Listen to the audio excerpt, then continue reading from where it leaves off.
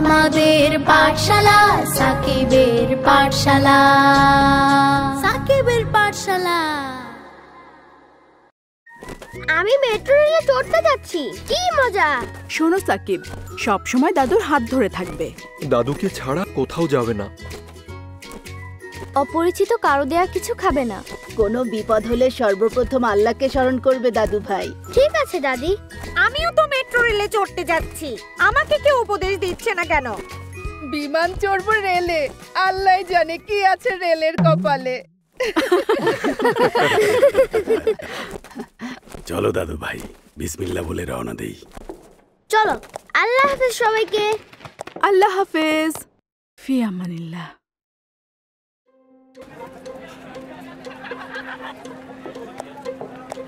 দাদু, metro rail এখনো আসছে না কেন? আসবে দাদু ভাই, একটু অপেক্ষা করো।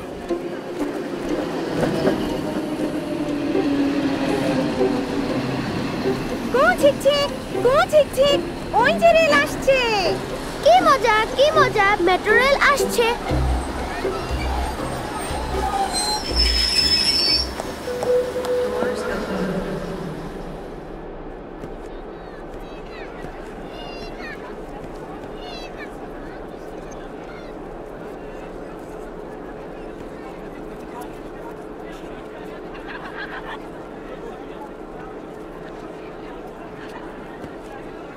দাদু, আপনি এখানে বসুন। মাশাআল্লাহ, খুব ভালো ছেলে তুমি। কার সাথে এসেছো? নাম কি তোমার? আমার নাম সাকিব, আমি দাদুর সাথে এসেছি। ও আমার সাথে এসেছে। আমিও এসেছি। কত মানুষ এই কামরায়, কেউ সিট ছাড়লো না, কিন্তু তুমি আমাকে দেখেই নিজের সিট ছেড়ে দিলে কেন বলো তো? একদিন আমরা সবাই মিলে গল্প করছিলাম। আমাদের সেই ছোট্ট গ্রামে কি সুন্দর একটা নদী আছে। আমাকে ছেড়ে কিসের গল্প হচ্ছে? এসো বাবা, তুমিও বসো।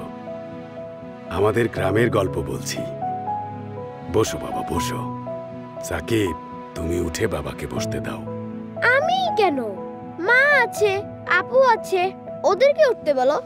না দাদু ভাই, এখানে তুমিই সবার ছোট, কাজেই তোমাকেই উঠে দাঁড়াতে হবে। একটা কথা মনে রাখবে, বড়দের সবসময় সম্মান করতে হয়, তাদের সামনে বসে থাকতে হয় না। আদবের সাথে সালাম দিয়ে কথা শুরু করতে হয়। ইনশাল্লাহ একদিন তুমিও অনেক বড় হবে, তখন তোমাকে তোমার ছোটরা যদি সম্মান না করে তখন কেমন লাগবে বলো? বসো বাবা।